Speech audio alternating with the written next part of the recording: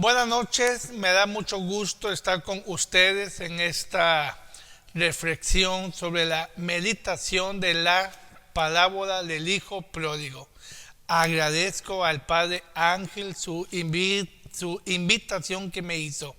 Y pues bueno, es en estos tiempos donde se nos invita a la reflexión, al silencio, a la penitencia y sobre todo se nos invita a estar más en oración. Estamos en tiempo de la Cuaresma.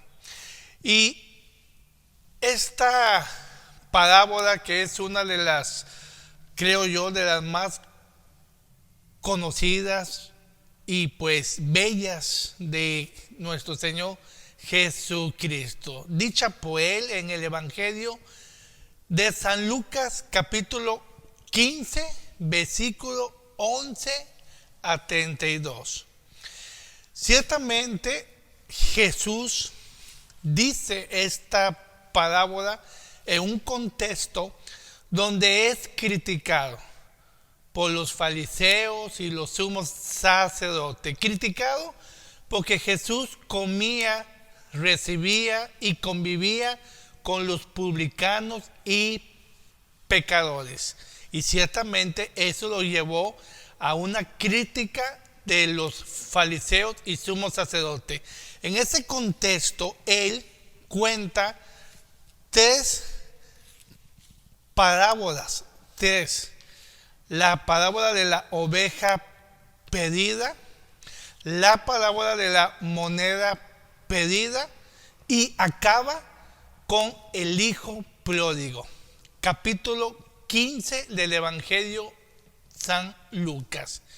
Pero en el versículo 11, ahí empieza él a contar esta bellísima parábola del Hijo Pródigo. Los invito a que la escuchemos, que pongamos atención, que quizá ya la hemos escuchado muchas veces, pero pues vamos a escucharla nuevamente. Siempre que la escuchamos hay grandes enseñanzas, nuevas enseñanzas. Vamos a escucharla. Lectura del Santo Evangelio según San Lucas. Había un hombre que tenía 2 hijos. El menor dijo a su padre: «Dame la parte de la hacienda que me corresponde». Y el padre repartió sus bienes entre los 2. El hijo menor juntó todos sus saberes y unos días después se fue a un país lejano. Allí malgastó su dinero llevando una vida desordenada. Cuando ya había gastado todo, sobrevino en aquella región una escasez grande y comenzó a pasar necesidad. Fue a buscar trabajo y se puso al servicio de un habitante del lugar que lo envió a su campo a cuidar cerdos. Hubiera deseado llenarse el estómago con la comida que le daban a los cerdos, pero nadie le daba algo. Finalmente recapacitó y se dijo: «¿Cuántos asalariados tienen pan de sobra, mientras yo aquí me muero de hambre? Tengo que hacer algo. Volveré donde mi padre y le diré: Padre, he pecado contra Dios y contra ti, ya no merezco ser llamado hijo tuyo. Trátame como uno de tus asalariados». Se levantó, pues, y se fue donde su padre. Estaba aún lejos cuando su padre lo vio y sintió compasión. Corrió a echarse a su cuello y lo besó. Entonces el hijo le habló: «Padre, he pecado contra Dios y ante ti, ya no merezco ser llamado hijo tuyo». Pero el padre dijo a sus servidores: «Rápido, traigan el mejor vestido y pónganselo, colóquenle un anillo en el dedo y tráiganle calzado para sus pies, traigan el ternero gordo y mátenlo, comamos y hagamos fiesta, porque este hijo mío estaba muerto y ha vuelto a la vida, estaba perdido y lo hemos encontrado». Y comenzaron la fiesta. El hijo mayor estaba en el campo. Al volver, cuando se acercaba a la casa, oyó la orquesta y el baile. Llamó a uno de los muchachos y le preguntó qué significaba todo aquello. Él respondió: «Tu hermano ha regresado a casa y tu padre mandó matar el ternero gordo por haberlo recobrado sano y salvo». El hijo mayor se enojó y no quiso entrar, y su padre salió a suplicarle, pero él contestó: Hace tantos años que te sirvo sin haber desobedecido jamás ni una sola de tus órdenes, y a mí nunca me has dado un cabrito para hacer una fiesta con mis amigos, pero ahora que vuelve ese hijo tuyo, que se ha gastado tu dinero con prostitutas, ¿haces matar para él el ternero gordo? El padre dijo: Hijo, tú estás siempre conmigo y todo lo mío es tuyo, pero había que hacer fiesta y alegrarse, puesto que tu hermano estaba muerto y ha vuelto a la vida, estaba perdido y ha sido encontrado. Palabra del Señor. Como ven, preciosa, como siempre. Las grandes enseñanzas son muchas, Yo solamente voy a tocar 3 enseñanzas precisamente de los personajes principales: el hijo menor, el hijo mayor y el padre. Vamos a empezar una pequeña reflexión de el hijo menor. Ese hijo, si escuchamos, él tomó la iniciativa de poner un distanciamiento con su padre, una distancia, quiso alejarse de él. Él tomó esa decisión, no fue su papá, fue él. ¿Por qué? Pues quizá él buscaba una libertad, nada más que desgraciadamente tuvo una libertad mal encauzada, y esa libertad se convirtió en un libertinaje. Cayó en grandes vicios, y entonces la fortuna que su papá le había dado la gastó. Bueno, mejor dicho, la malgastó en dinero, en fiesta, en mujeres de la mala vida, y tuvo una vida disoluta. Cayó en los peores vicios por una libertad mal encauzada. Quiso ser libre de la protección, de la seguridad de su padre, pero se convirtió en un esclavo de las pasiones desordenadas. ¿Cuántas veces, ya hablando en lo espiritual, en el mensaje espiritual, cuántas veces uno es el que toma la decisión de alejarse de Dios, de alejarse de Él, de poner una distancia de las cosas de Dios, sea la iglesia, la oración, los sacramentos?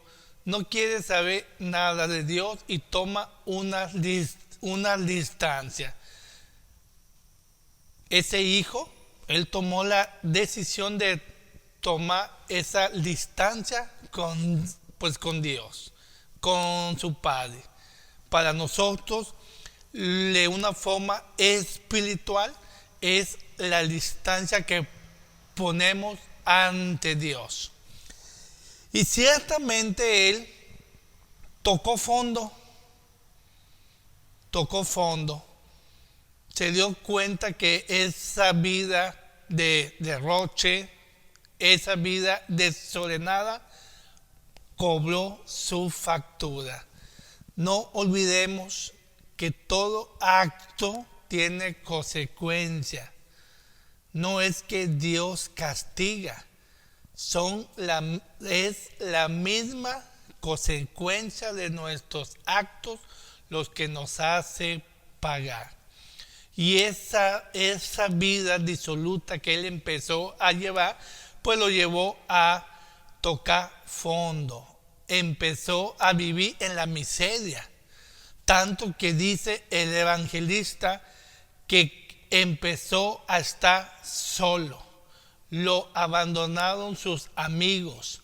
Cuando tenía dinero, pues estaba lleno de amigos y mujeres, pero cuando empezó a caer en la miseria, cuando malgastó su fortuna, ya empezó a sentir ese vacío, esa soledad, la traición, el abandono, y empezó a caer en la miseria total. ¿Qué fue lo que sucedió? Pues que hasta comía la comida de los puercos, las bellotas.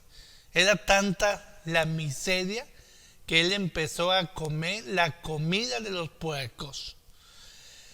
¿Cuántas veces hemos conocido o quizá hemos caído en una vida desordenada, en pasiones desordenadas, grandes vicios que nos lleva a una vida caótica? Tocamos fondo. Yo he conocido muchos casos de personas que tenían todo y por irse en una pasión desordenada, en un vicio, pierden todo y caen en la miseria, esclavo de los vicios, y en la miseria quedan, en la miseria. Este hijo cayó en la miseria, no por culpa de su padre, por sus decisiones. Su papá no lo castigó, él tomó su propia decisión y las consecuencias de sus malas decisiones lo llevó a la miseria. Bueno, hasta ahí ese hijo, podemos decir, le fue mal. Y estaba mal, muy mal. Pero ¿qué sucedió? Dice el evangelista, entró en sí mismo. O sea, reflexionó y se dio cuenta que en la casa de su padre, con su padre, tenía todo. Ahí se dio cuenta él que cerca de su padre tenía todo. Yo he escuchado a mucha gente decirme en confesión, padre, cuando yo estaba en la iglesia, cuando yo estaba viviendo una vida de gracia y que estaba en comunión, en un apostolado, todo iba bien, padre. Nada más me salí, empecé a alejarme de la iglesia, empecé a caer en otros pasatiempos, hobbies, vicios, y me empezó a ir mal. Empecé a tomar malas decisiones, y pedí mi matrimonio, pedí el trabajo, pedí mi salud, me metí en grandes broncas y me di cuenta que los momentos más difíciles de mi vida por mis malas decisiones fue precisamente cuando estaba alejado de Dios, alejado de la iglesia. Bueno, ese hijo se dio cuenta que en la casa de su padre tenía todo, y hizo algo bueno. Esa es la gran enseñanza de él. Tomó una decisión.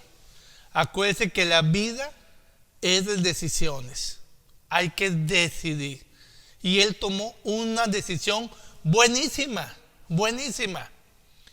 Me levantaré e iré a mi padre. Vaya ejemplo que nos da este hijo. Me levantaré de la miseria. Me levantaré de estas broncas. Me levantaré de mis malas decisiones. Me levantaré de lo malo que he hecho e iré a mi padre. O sea, no me levantaré para seguir igual. No me levantaré con mi fuerza. No, me levantaré para ir con mi padre. Una gran decisión. Me levantaré. Decía San Juan Bosco, decía él, santo no es el que nunca cae, santo es el que cae y se levanta. Vuelve a caer, pero se vuelve a levantar. este hijo estaba caído, pero se levantó y por eso dice, me levantaré. Pero me levantaré, ¿para qué? ¿O con quién? No, me levantaré e iré con mi padre. Hasta ahí, ese hijo tomó una gran decisión.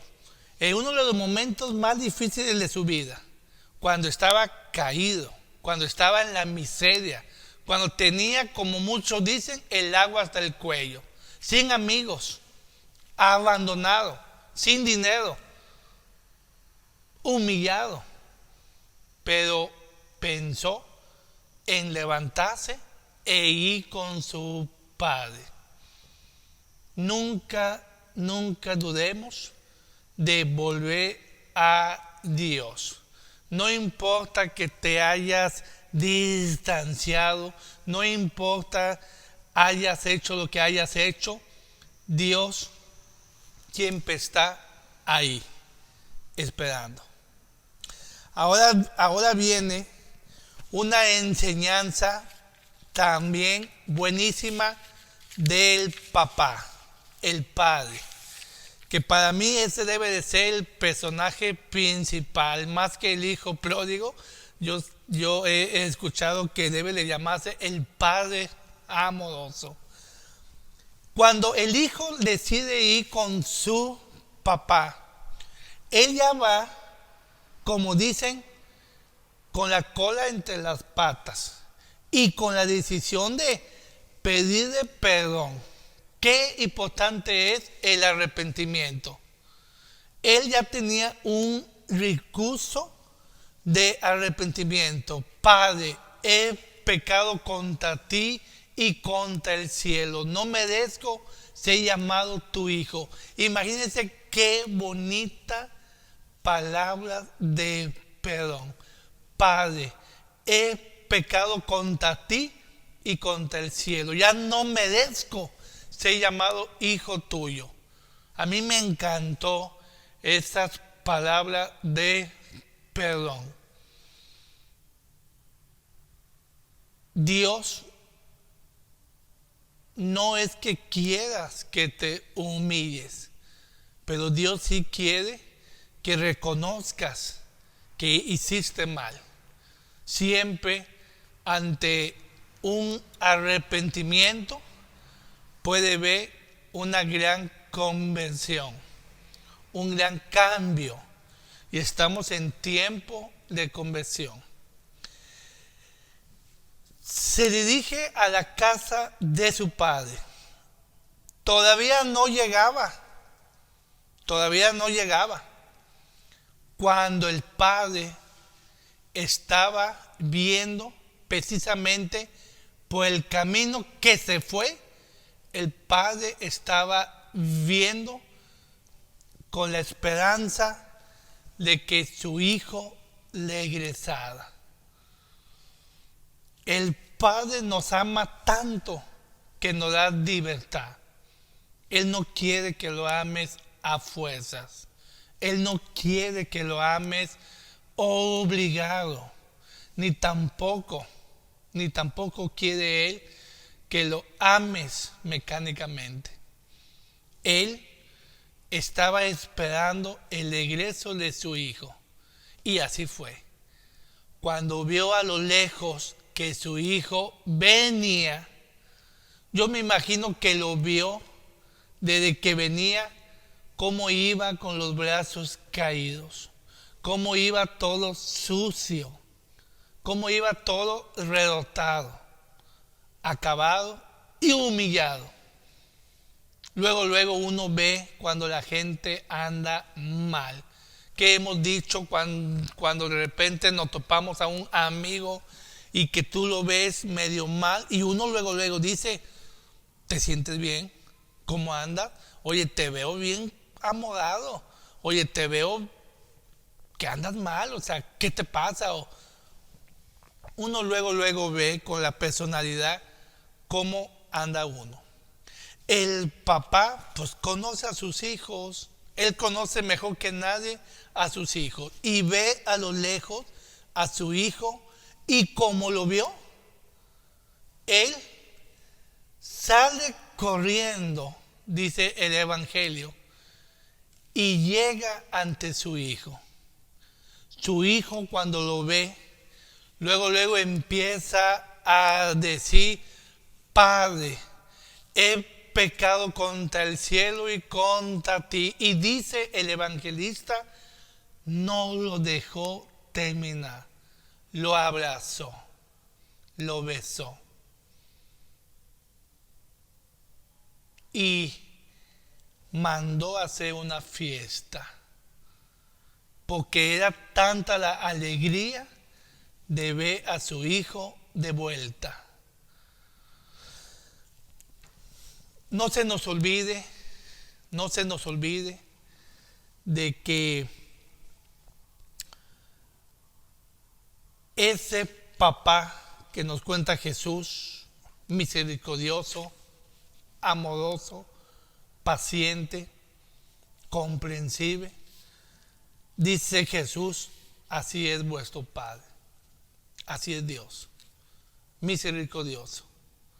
Ciertamente vio a su hijo arrepentido, vio a su hijo que reconoció que había hecho mal, vio en su hijo la tristeza de haber perdido todo por estar alejado de él. Pero él no se lo reclamó, ni se lo echó en cara, ni tampoco le dijo: ahora sí vienes, ¿verdad? Ahora sí, como ya no tienes nada, como ya se te acabó todo, ahora sí viene. No, él lo abrazó, mandó a que hicieran una gran fiesta, le puso de nuevo el anillo, lo vistió, le puso las sandalias para reconocerlo como: ha vuelto mi hijo. Hizo una gran fiesta. ¿Cuántas veces Jesús nos enseñó en sus diferentes parábolas y enseñanza que hay más alegría en el cielo por un pecador que se convierte que por los justos que ya están? Hay alegría por un pecador que se convierte. Yo una vez le pregunté a un sacerdote que tenía una gran fama de santidad, un sacerdote que vino a darnos unos ejercicios espirituales a los seminaristas, y cuando tocó el tema del mal y empezó a contar cómo el hombre es capaz de hacer cosas malas, cosas de mucha maldad, y estamos hablando de asesinatos crueles, violaciones, tantas cosas feas que uno se sorprende ver que el hombre es capaz de hacer. Yo me acuerdo que yo le pregunté en esos tiempos de seminarista, yo le pregunté: ¿por qué, si Dios es todopoderoso, no elimina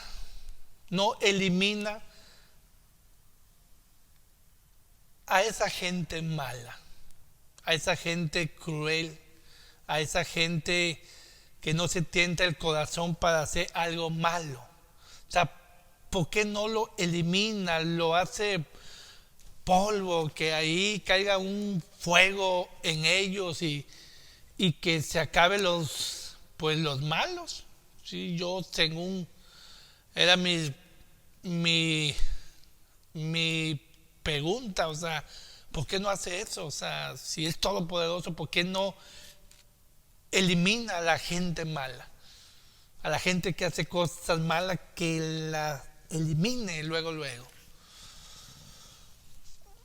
Y me acuerdo que me respondió de una forma que me convenció. Él me dijo que no se me olvide que es ellos, esa gente mala que hace cosas feas, cosas terribles, cosas sin escrúpulo, y que no se tienta el corazón para hacer cosas feas, ellos no dejan de ser sus hijos. Son sus hijos. Son sus hijos. Y entonces Él no quiere la muerte del pecador, sino que se conviertan. Se entristece, le duele el mal que ha hecho, pero Él quiere que se salve. Quieren su conversión. Y es muy cierto eso. ¿Cuántos papás, cuántas mamás tienen hijos difíciles, hijos que hacen cosas que no deben y no dejan de ser sus hijos? Siguen amando a sus hijos. Quizá lo vas a corregir, que eso debe de ser. El corregir, el llamarle la atención, pero no deja de ser tu hijo. Y lo vas a defender. Aunque tú sabes que está mal y que hicieron algo malo, tú vas a defender a tu hijo de aquellos que le quieran hacer daño, que lo acusan. O sea, aunque tú reconoces que sí hicieron algo malo, pero son tus hijos. Y no es fácil para un papá, ¿sí?, abandonar a sus hijos cuando ellos están mal. No es fácil. Dicen que la gente que más visita a los presos, ¿quiénes son? Las esposas, pues a veces ya no son ellas. Los hijos, tampoco. Los amigos, menos. ¿Quiénes son? Los licenciados, dame, allá de vez en cuando. Dicen que lo que más visitan a los presos son los papás, la mamá y el papá, pero sobre todo los papás son los que más van y visitan a sus hijos o a sus hijas presos, porque saben que hicieron mal, saben que quizá están pagando el daño que hicieron, pero no dejan de ser sus hijos y no los abandona. Si nosotros somos así, imagínense Dios, que es amor. Entonces Jesús nos enseña con esta parábola que no dudes de la misericordia de Dios. Por mal que hayas hecho, si te arrepientes de corazón, si te arrepientes, no dudes que Dios te va a conceder su misericordia. No dudes. Mientras tengas vida, Dios te va a dar su misericordia. ¿Qué sucedió con ese varón arrepentido que lo conocemos como Dimas? En su último momento en la cruz, al lado de Jesús, uno de ellos le exigió y le reclamó a Jesús: si eres el Hijo de Dios, sálvate a ti mismo y a nosotros. O sea, ¿con qué derecho le exige a Jesús? Pero en cambio el otro, arrepentido y pagando el mal que había hecho, estaba en la cruz, reconoció en Jesús su santidad. Nada malo ha hecho. Nada malo ha hecho. Y después le pidió a Jesús solamente: Señor, acuérdate de mí cuando estés en tu reino. Acuérdate de mí. Nada más eso. ¿Qué le contestó Jesús? ¿A poco le dijo: hasta crees? ¿Vas a pagar lo que has hecho? No. Jesús le dijo: hoy estarás conmigo en el paraíso. ese canijo ladrón era tan bueno que se robó el cielo en sus últimos minutos.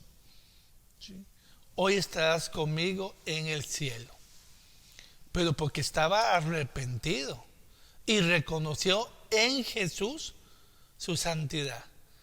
Pero no se nos olvide que él estaba pagando sus culpas. Estaba pagando el mal que había hecho. Y en ese pago del mal que había hecho, se encomendó a Dios. Se encomendó a su misericordia. Dios nos invita a que nunca dudes de la misericordia de Dios. Si te duele el mal que hayas hecho, Dios aborrece ese pecado, pero no deja de amar al pecador, porque somos sus hijos, somos su creación. Él nos ama porque somos creación de Él. Por eso cuando yo le pregunté a aquel sacerdote por qué Dios no elimina a los malos, y me contestó muy sabiamente: no se te olvide que son sus hijos y quiere su conversión. Entonces, esta parábola, Jesús nos enseña que este papá es misericordioso, amoroso y siempre perdona. ¿Cuántas veces, mijos? ¿Cuántas veces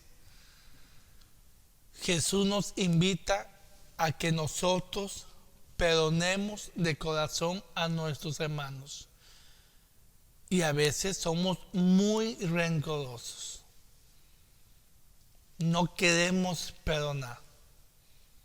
No queremos otorgar el perdón a aquel que no lo pide, que se acerca a nosotros arrepentido. Y hay quienes dicen: yo no te perdono jamás, de mí nunca vas a tener perdón, has muerto para mí. Y se pone en un plan bien difícil. Yo he conocido casos de gente que no quieren perdonar a sus hermanos, a sus hijos, a sus amigos, y que luego van y le piden perdón y no quieren. Dicen: no, de mí jamás va a recibir perdón. O sea, ¿por qué tanto rencor? Bueno, pues eso sucedió con el tercer personaje, que se llama el hijo mayor. Ese tiene cosas muy buenas, pero cosas muy malas. Ese hijo es aquel que fue obediente, cumplía la ley de Dios, pero cosa curiosa, en lugar de que a cumplir la ley, a ser obediente con su padre, porque cumplía con todas sus obligaciones, en el caso de ese hijo, el hijo mayor, nos damos cuenta que se hizo de un corazón duro, se hizo soberbio, se hizo arrogante, se hizo fastidioso. Pero él cumplía con sus obligaciones. Él cumplía ante su padre, pero no tenía nada de misericordia, no tenía nada de bondad. Era duro, era exigente, y eso muchas veces no es bueno ante los ojos de Dios. ¿Por qué? Porque vivía de una forma amargada.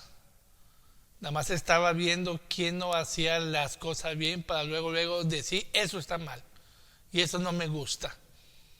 ¿Cuántas veces en las cosas de la fe hemos conocido casos de mucha gente que quizás son muy obedientes en la iglesia, cumple con todas sus responsabilidades, como los fariseos, que precisamente era la lucha que tenía Jesús contra los fariseos y los sumos sacerdotes, doctores de la ley, los escribas. Sabían mucho de Dios, sabían mucho de los mandamientos de la ley, pero eran muy duros de corazón. Eran muy insensibles ante los demás. Ese hijo, cuando llega y se da cuenta de la fiesta,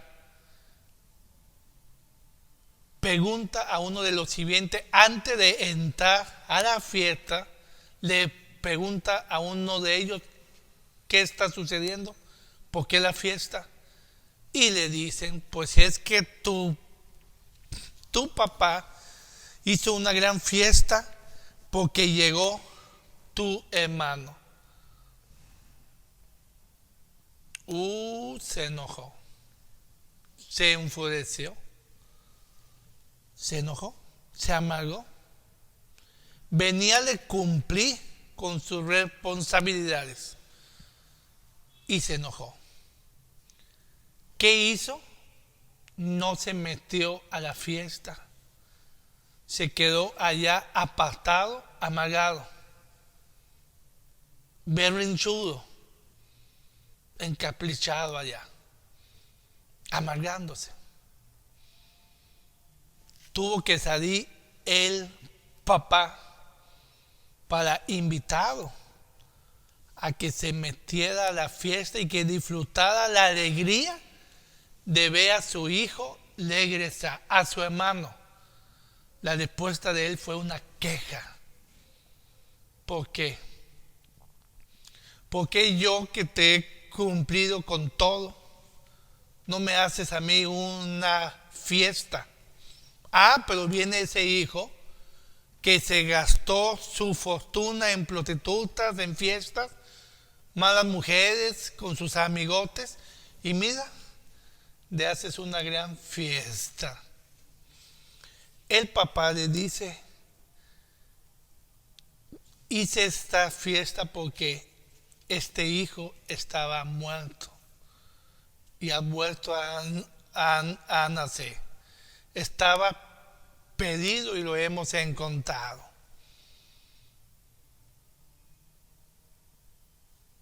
No le hizo la fiesta por el mal que hizo. No le hizo la fiesta porque gastó toda su fortuna, no.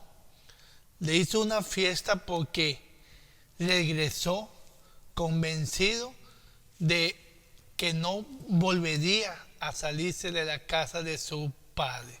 Se convirtió, tuvo un arrepentimiento.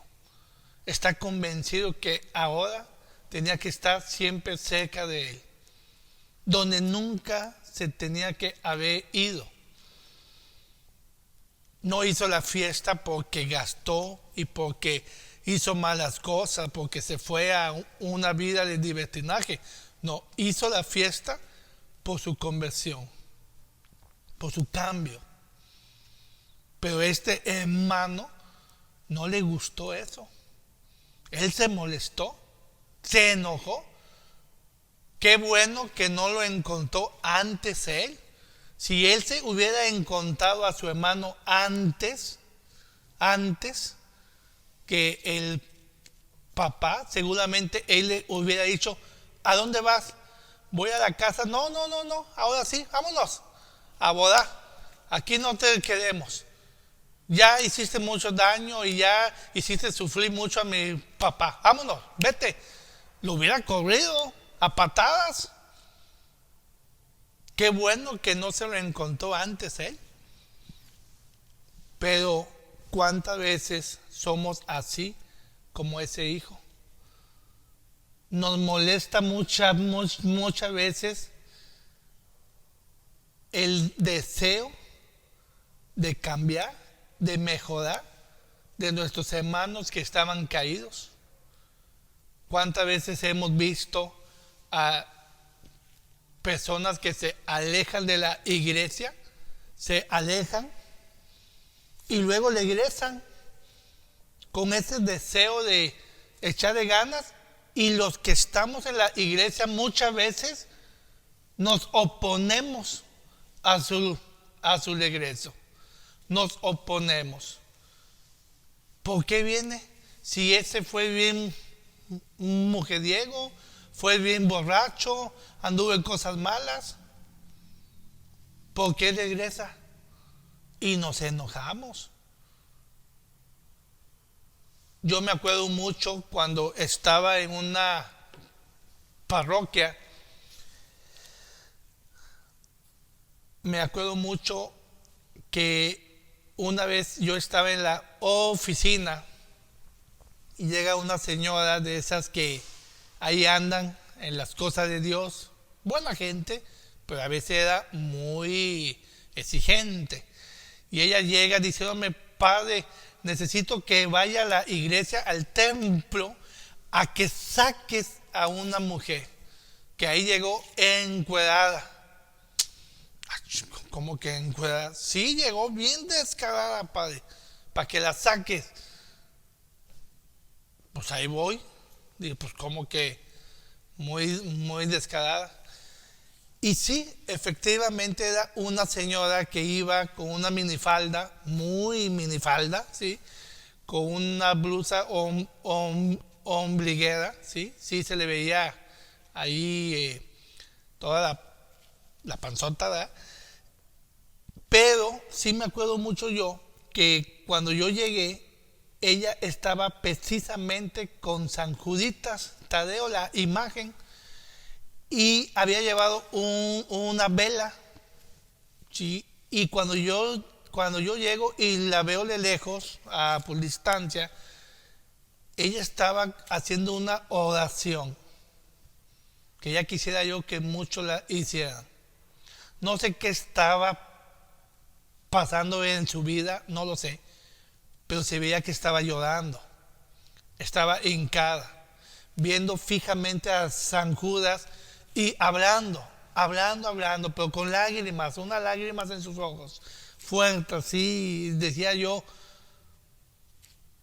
Y la señora, la que me llevó: dígale, padre, dígale que se vaya, mira cómo viene aquí toda encuerada. Y me le quedo viendo yo, y me acuerdo que le dije yo: está haciendo lo que tú y yo no estamos haciendo, una oración de corazón. Y nosotros dos aquí estamos criticándola. Vámonos, déjala sola.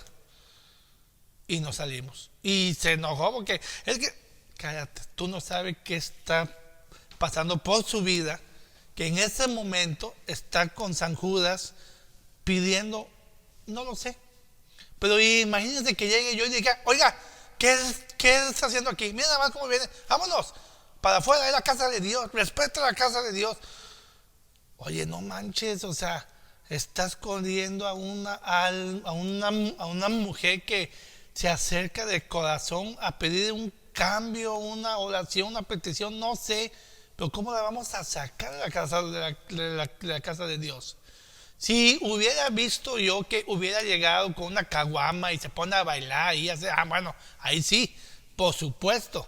Si yo la veo que está mascando chicle o acostada en la banca diciendo cosas, por supuesto que sí, pero estaba haciendo oración, y una oración bien profunda.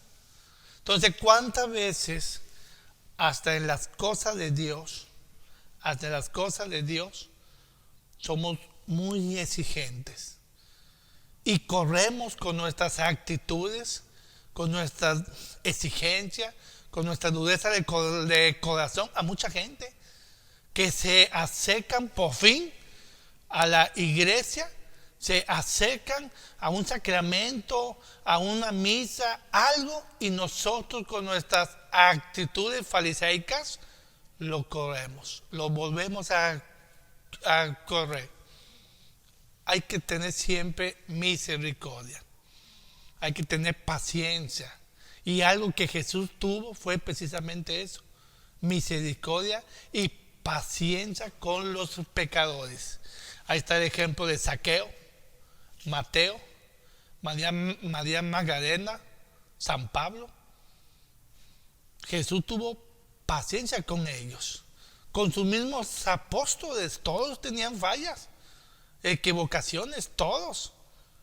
Pero Jesús viene por ellos. Entonces tengamos cuidado de no tener esa actitud del hijo mayor, que nos creemos que sí somos cumplidores de la ley, que nos hace pensar que tenemos el derecho de juzgar, de exigir, de criticar, de correr a nuestros hermanos que andan caídos y que vienen, como dicen, con el deseo de acercarse a Dios, y que nosotros con nuestras actitudes de dureza de corazón lo volvemos a correr. Una actitud negativa de él que lo llevaba a no disfrutar de la vida, a no disfrutar de la fiesta. Qué gran fiesta que la vida. ¿De qué sirve que cumplas con los mandamientos, que cumplas con asistir a misa todos los domingos, si tienes una dureza de corazón? No sabes perdonar, no sabes ser paciente, no sabes ser misericordioso. Siempre, ante todo, si hay algo que Jesús nos pidió mucho, es que seamos misericordiosos y que sepamos perdonar de corazón. Tanto que su apóstol Pedro una vez le dijo: ¿cuántas veces tenemos que perdonar?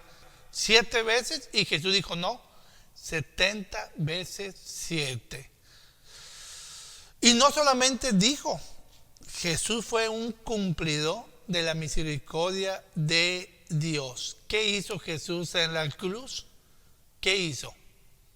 En el momento de más dolor físico, moral y espiritual de Jesús, cuando estaba en la cruz y que se burlaban de él diciendo: pues si él es el hijo de Dios, bájate de la cruz. Hizo muchas sanaciones y hizo muchos milagros. Y ¿qué hizo Jesús?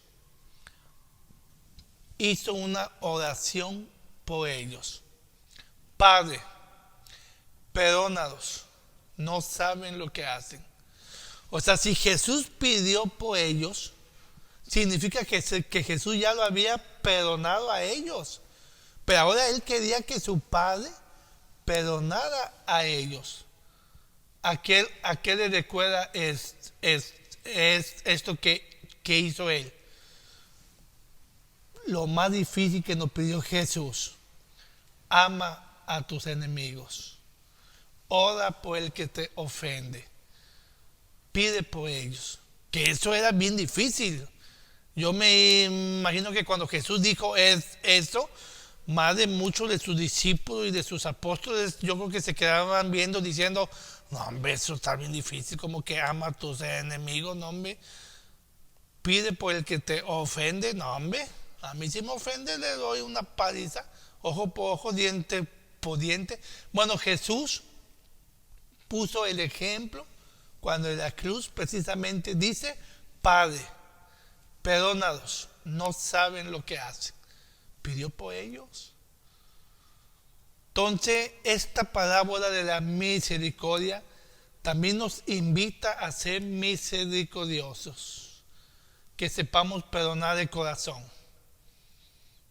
Siempre es bueno saber que si en algo se distingue un cristiano verdadero, auténtico, es en el perdonar. Que tengamos un corazón misericordioso. Los invito a que terminemos esta reflexión con un canto del grupo GC.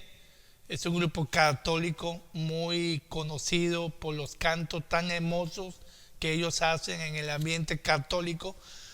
Y precisamente quiero terminar esta plática que me invitó el padre Ángel, en la cual le agradezco mucho. Se llama este canto o canción Me levantaré. Quiero que la escuchemos con mucha atención. Es del grupo GC, para que luego lo busquen en YouTube. Ahí está esa canción. Y quiero terminar esta plática con esta canción. Escuchémosla. Muchas gracias por su atención. Le agradezco este tiempo que estuvieron conmigo. Los invito a que compartan esta plática con sus amistades. Estamos en tiempo de Cuaresma. Pienso yo que esta plática le puede hacer bien a mucha gente si la comparten. Bendiciones y que Dios cuide de cada uno de ustedes. La bendición de Dios Todopoderoso, Padre, Hijo y Espíritu Santo, descienda en ustedes. Soy el Padre Chucho.